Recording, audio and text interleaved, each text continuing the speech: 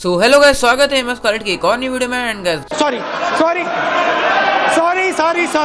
Sorry because मैं ये बात जानता हूँ कि मैं ऑलरेडी बहुत ज्यादा लेट हो चुका हूँ। एक्चुअली मेरी तबीयत थोड़ी खराब चल रही थी, इसलिए मैं वीडियोस एडिट नहीं कर पा रहा था। एंड इसी वजह से शायद आपको इंट्रो के बाद वाले सेक्शन में मेरी आवाज थोड़ी सी अजीब से सुनने को मिले, तो उसके लिए मुझे प्लीज माफ कर देना। एंड गाइस आज की इस वाली वीडियो में मैं कर रहा हूँ ब्लैक क्लोवर एनिमे का review. So without wasting any more time, let's play the intro.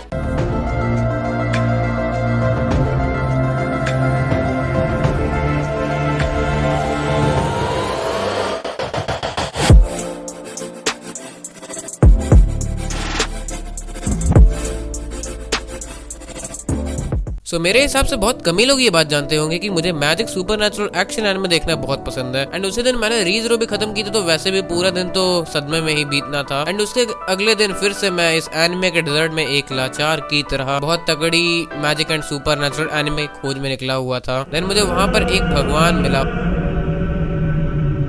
who suggested me Black Clover, and उसके बाद मेरी लाइफ खुशियों से भर आई बिकॉज ये एनिमे इतना जल्दी खत्म होने नहीं वाली थी एंड इसे देखते देखते मैं बोर होने नहीं वाला था बिकॉज इतनी इंटरेस्टिंग सीरीज है ये कि इसकी जितनी भी तारीफ की जाए कम है उतनी। एंड इससे पहले भी मैंने इस एनिमे की थोड़ी इन्फॉर्मेशन अपने पिछले वीडियो में दी थी। अगर अभी तक वो वीडियो नहीं देखी तो आई बटन में लिंक आ रहा होगा, वहां से जाके आप उस वीडियो को देख सकते हो। तो अब बहुत ज्यादा बकवास नहीं करते हैं, चलिए अब चलते हैं इसकी स्टोरी प्लॉट और बाकी चीजों की तरफ। तो गाइस बेसिकली ये स्टोरी दो ऑर्फन्स की रहती है, आस्था एंड यूनो, जो कि इस वर्ल्ड में रहते हैं जहाँ पर मैजिक एंड कास्ट सब कुछ होती है। कास्ट उतना नहीं लेकिन मैजिक सब कुछ होती है। एंड इस वर्ल्ड में इनइक्वालिटी बहुत है। उस वर्ल्ड में कॉमनर्स को बहुत बुरी तरह ट्रीट किया जाता है। एंड जो अपर कास्ट के लोग होते हैं जैसे नोबल्स एंड रॉयल्स, वो लोग अपने आप को भगवान मानते हैं। एंड इसी सब की वजह से आस्था एंड यूनो बहुत परेशान भी रहते हैं। दैट्स व्हाई वो सोचते हैं कि उन्हें इस वर्ल्ड को ऐसा बनाना है कि जहाँ पर सब लोग इक्वल हो एंड सब लोग सुरक्षित भी रहे। एंड देन वो दोनों डिसाइड करते हैं कि वो दोनों लोग विज़र्ड किंग बनेंगे। वैसे विज़र्ड किंग उस वर्ल्ड में बहुत हाई पोस्ट रहती है, बहुत ऊंची पोस्ट रहती है। एंड विज़र्ड किंग का पूरा काम ये रहता है कि उसे पूरे के पूरे किंगडम को सुरक्षित रखना है। एंड वो बनना भी इतना इजी नहीं रहता है। तो वो दोनों सोचते हैं उस समय कि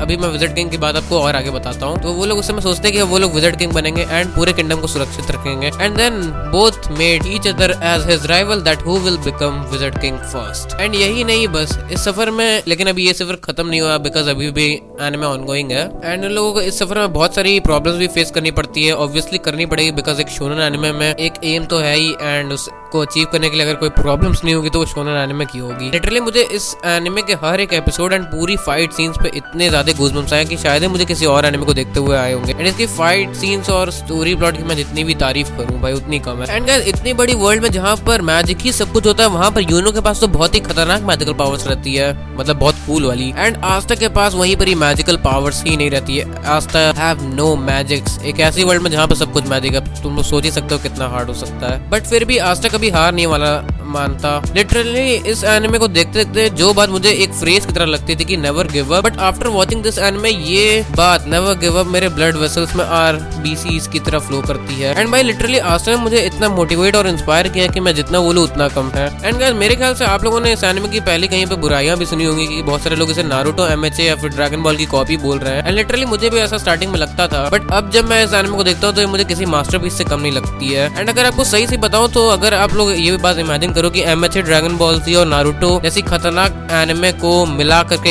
एक आपको एक लेजेंडरी एनिमे दी गई जिसका नाम है ब्लैक क्लोवर, तो भाई इसमें बुराई क्या है? क्योंकि गाइस तीनों एनिमे को सेपरेट करके एक बहुत अच्छी, अगर आपको उन सब में थोड़ी थोड़ी तो कुछ तो कमी होगी, उन सब कमियों को भी भर के अगर आपको एक खतरनाक एनिमे मिल रही है तो आपको प्रॉब्लम है क्या? ये बात बता देना जरा सा मुझे। एंड गाइस मैं आपको इस चीज की गारंटी देता हूँ कि इस एनिमे को देखते वक्त आप कभी बोर हो ही नहीं सकते हो। एंड मैं तो ये चाहता हूँ कि ये एनिमे कभी खत्म भी ना हो बिकॉज लिटरली मैं इससे कभी बोर नहीं वाला हूँ। एंड गाइस मैं इस एनिमे की तारीफ करते करते थकने नहीं वाला हूँ, तो मैं सोच रहा हूँ कि मैं इस एनिमे में और भी वीडियोस बनाऊं। एंड आप लोगों का इस बारे में क्या ख्याल है, क्या चाहते हो, मुझे कमेंट्स में सब कुछ बता देना प्लीज। एंड गाइस जो लोग इस एनिमे को किसी और एनिमे की कॉपी कहते हैं ना, so just ignore them and trust me, एक बार इस एनिमे को देखना स्टार्ट करो एंड आपको दिन खुद ही पता चल जाएगा कि ये क्या है। एंड गाइस अभी तक मैंने आपको इस एनिमे के बारे में सारी चीजें नहीं बताई है, जैसे कि ग्रिममोर क्या होती है। आप लोग वैसे बहुत, अगर कोई मैजिकल एनिमे देखे होगे तो आप लोग ये वर्ड पहले भी सुने ही होंगे कि ग्रिममोर। एंड आप लोग अगर मैजिक एनिमे देखते भी होगे तो आपको पता होगा कि मैक्सिमम मैक्सिमम जो लोग मैजिक यूज कर पाते हैं because of this book. And ये भी कह सकते हो कि जो भी आदमी या फिर जो भी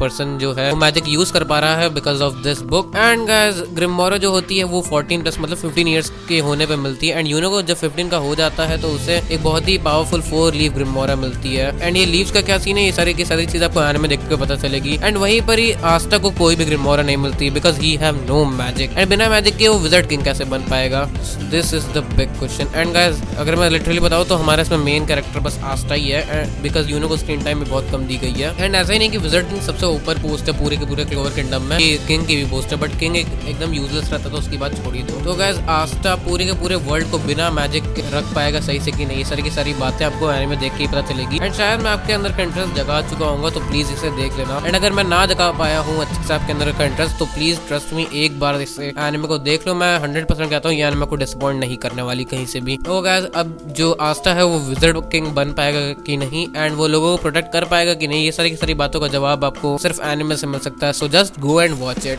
सो गाइस आई थिंक इतनी इन्फॉर्मेशन आप लोगों के लिए इस एनिमे से रिलेटेड काफी होगी बिकॉज इससे ज्यादा मैंने बताया तो फिलहाल के लिए तो आपके लिए स्पॉइलर होने वाला है। सो मैंने सोचा मैं इस एनिमे पे और भी वीडियोस बनाऊं, तो इस बारे में आपका क्या कहना है ये बात भी मुझे कमेंट्स में लिख के जरूर से बता दीजिएगा। एंड गाइस अब मेरी वीडियोस आने में थोड़ा और डिले हो सकता है बिकॉज इसके बाद से मेरे हाफ ईयरली एग्जाम स्टार्ट होने वाला है तो उसके लिए भी प्रिपरेशन करनी होगी, तो वीडियोस में लेट होगा ही, उसके लिए मुझे माफ कर देना। बट आफ्टर दैट मैं वीडियो सही में रेगुलर लाऊंगा। सो गाइस अगर आप लोगों को मेरी आज की वाली वीडियो पसंद आई हो तो वीडियो को जरूर से लाइक कर देना और चैनल को सब्सक्राइब कर देना क्योंकि इसी तरह के इंटरेस्टिंग वीडियोस मैं चलाता रहा हूँ। एंड गाइस आप लोग भी अगर मुझसे चाहते हो बात करना तो आप मुझे इंस्टाग्राम पे फॉलो कर सकते हो, आपको लिंक डिस्क्रिप्शन में मिल जाएगा। सो गाइस मिलते हैं नेक्स्ट वीडियो में, तब तक के लिए सायोनारा।